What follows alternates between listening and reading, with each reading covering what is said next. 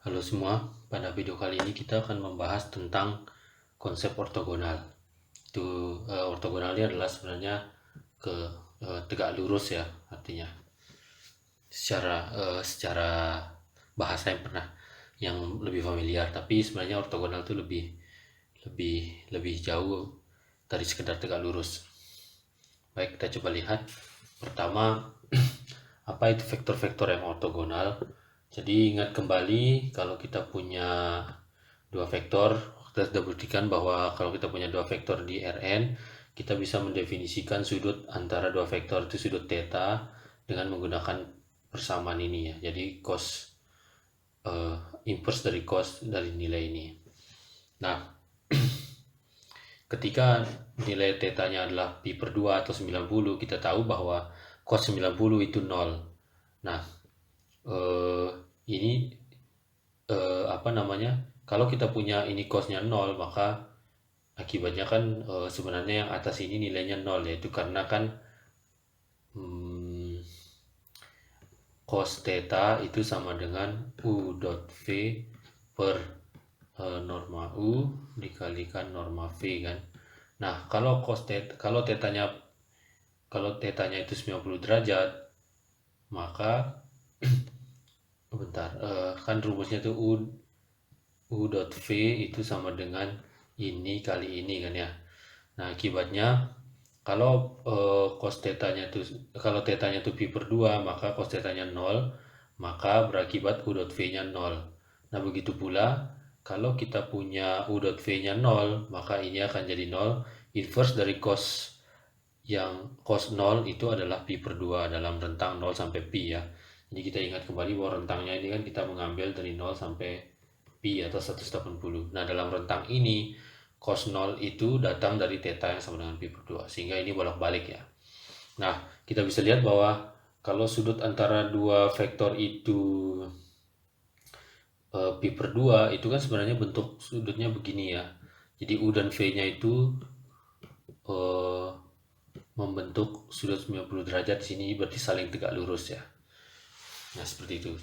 Nah, kita bisa lihat bahwa eh, nilai u dot v0 ini bersesuaian dengan saat dimana kedua vektornya itu saling tegak lurus.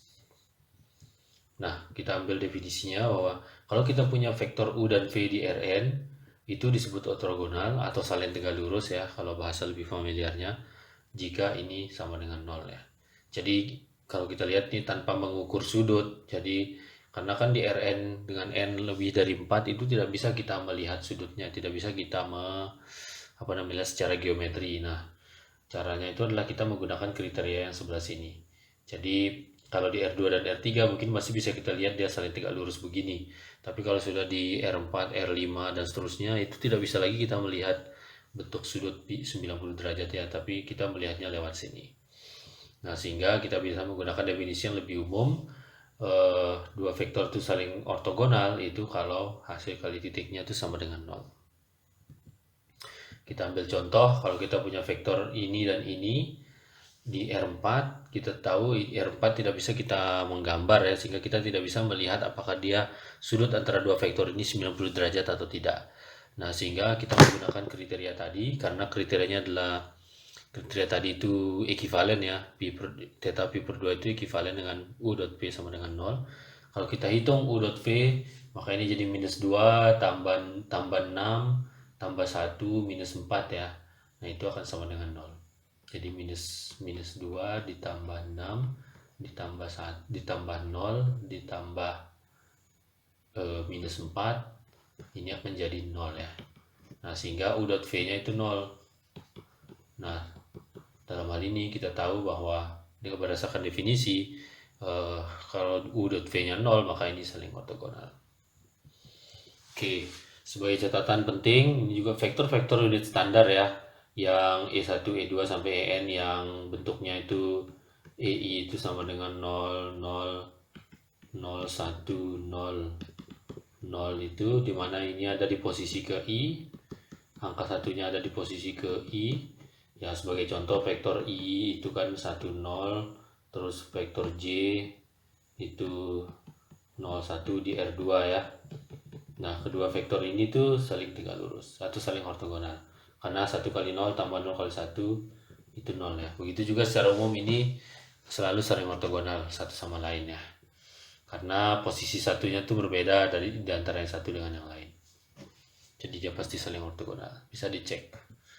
Kemudian yang kaitannya dengan salah satu aplikasi dari konsep ortogonal itu adalah proyeksi ortogonal ya. Proyeksi ortogonal itu misalnya kita masalahnya begini, kita punya misalkan dua vektor yaitu vektor A dan vektor U ya. Nah, kemudian masalah yang kita mau itu adalah kita ingin menuliskan vektor U itu menjadi penjumlahan dua vektor di sini ya. Secara unik. Jadi unik itu maksudnya adalah tidak ada lagi bentuk lain ya yang untuk menuliskan vektor U gitu ya. Jadi kalau ada bentuk lain maka paling dia pertukaran sukunya, yaitu maksudnya ini jadi ke sini, ini jadi ke sini gitu. Atau dan kalau tidak bertukar posisinya ya persis sama.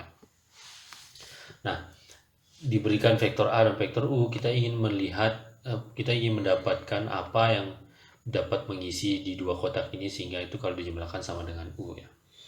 Nah, pertama langkah-langkahnya itu adalah kalau kita ingin memecah, ini namanya dekomposisi ya, komposisi vektor U.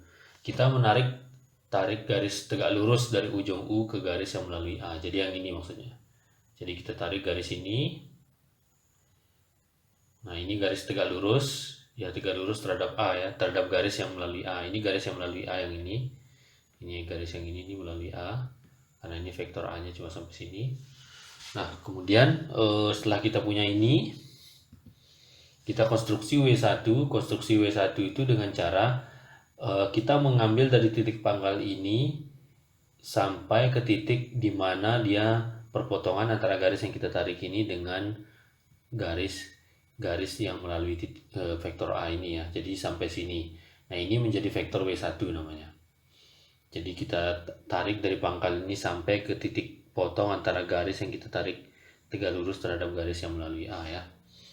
Kemudian yang kedua kita konstruksi W2, di mana W2 itu adalah U dikurangi W1. Jadi vektor U ini dikurangi vektor W1, kita akan dapat vektor W2. Nah, dengan konstruksi ini kita bisa menuliskan bahwa U itu sama dengan W1 tambah W2. Ya, bisa dicek ya. Nah, tapi ini kita lebih jauh ya. Kita bisa dapat yang lebih jauh, yaitu di mana W2 di sini itu tegak lurus terhadap atau ortogonal dengan vektor A. Jadi di sini ini yang ini tegak lurus terhadap vektor A ya. Kita bisa lihat ini kan dia tegak lurus. Atau secara umum di tempat yang kita tidak bisa menggambar itu maksudnya tidak bisa diukur sudutnya mungkin ya karena dimensinya besar, dimensinya lebih dari 4 katakan. Nah, itu kita melihat bahwa W2 dengan A ini ortogonal atau A dot W2 itu sama dengan 0 ya. Nah, itu. Nah, kita ambil contoh. Jadi kalau kita punya vektor A itu sama dengan 20 dan vektor U sama dengan 32, kita ingin menuliskan U itu sama dengan apa ditambah apa gitu ya. Dimana salah satunya itu adalah segaris dengan A. Maka caranya kita tarik garis ini ke sini, kemudian kita tarik vektor W1 sama dengan 30 ya, yaitu di sini ini 3. Jadi W1-nya itu sampai sini dari pangkal sini karena perpotongannya di sini ya. Itu 30. Kemudian kita ambil W2-nya itu sama dengan U dikurangi W1 yaitu sama dengan 02. Ya. Nah, dari dua komponen ini kita bisa tahu bahwa U itu sama dengan W1 tambah W2. Dan kita bisa lihat bahwa sebelah sini ya. Sebelah sini ini adalah W2. Jadi W2 itu ortogonal dengan A ya. Karena dia di sini mumpung masih bisa diukur di R2 itu 90 derajat sudutnya. Ya, bisa dicek juga kalau dihitung A dot W2 itu kan sama dengan 02 didot dengan 20 ya. Ini A-nya, ini W2-nya. Ini kan 0 kali 2 tambah 2 kali 0 itu kan 0 ya. Oke. Nah, apakah secara umum ini selalu berlaku? Jadi apakah di Rn misalkan apakah selalu kita ketika diberikan dua vektor U dan A katakan apakah selalu kita bisa menuliskan U itu sama dengan penjumlahan secara tunggal antara dua vektor lain di mana salah satu diantaranya itu tegak lurus dengan A, kemudian yang satunya lagi itu eh, segaris dengan A, gitu ya.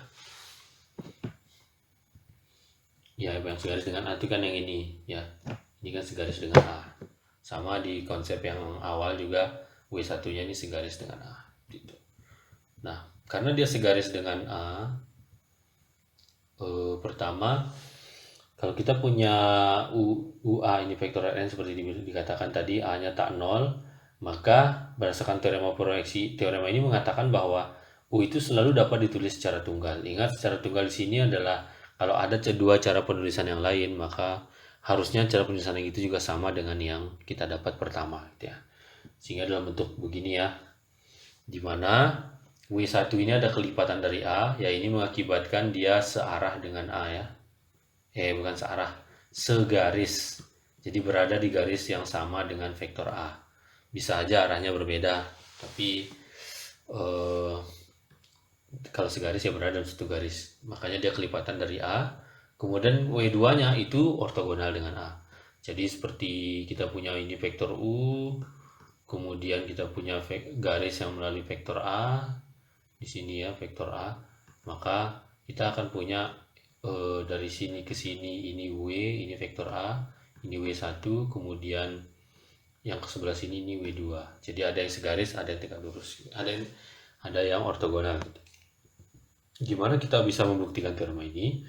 Kita coba lihat pertama, karena kita melihat bahwa W1 itu kelipatan dari A karena dia segaris, maka kita bisa menuliskan W1-nya itu sama dengan K dikalikan A, di mana K-nya ini adalah bilangan real. Kemudian kita tahu bahwa U itu kita asumsikan bisa dituliskan dalam bentuk W1 W2, maka kita akan punya W1-nya sama dengan KA tambah W2 ya. Nah, kalau kita mencoba U dot A, jadi kita hitung perkalian antara U dengan A, dot produk antara U dan A, kita akan punya KA dikalikan di dot dengan A tambah W2 di dot dengan A.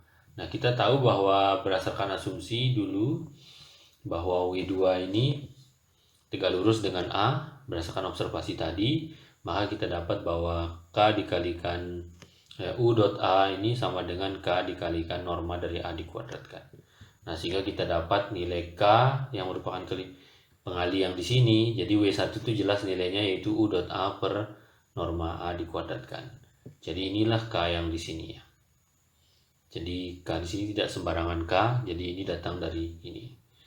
Kemudian dari sini kita bisa tahu bahwa W1-nya dengan mensubstitusi nilai K, kita dapat bahwa ini nilai K-nya yang ini kalikan vektornya ya.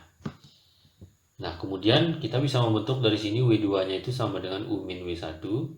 Nah, sehingga kita dapat U-nya sama dengan ini. Nah, kita bisa coba bahwa kalau kita menghitung W2 dot A, itu kan sama dengan U min ini dot A. U dot A ini sama dengan U dot A min ini ya, ini sama-sama habis, jadi sisa U dot A jadinya ini 0 ya. Nah, sehingga terbukti bahwa memang W2 dot A berdasarkan pemilihan W2 nya adalah ini, itu adalah sama dengan 0 hasil kalinya dengan A. Kemudian ya, sehingga itu terbukti ya.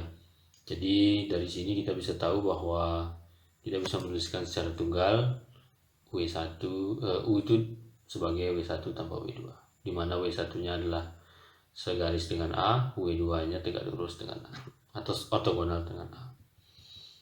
Kita ambil contoh nama ya. Jadi ada nama dan notasi. Jadi pertama vektor W1 yang tadi yang berada di garis yang sama dengan A itu kita sebut sebagai proyeksi ortogonal dari U di A. Jadi kita tahu bahwa kalau kita punya U begini, ini A-nya. Nah, kita tarik begini kan. Nah, itu seperti proyeksi dari U ya, tapi di vektor A gitu. Makanya namanya proyeksi ortogonal dari U di A. Kemudian kita bisa notasikan dia W1 itu dengan cara begini, proyeksi U di A gitu ya.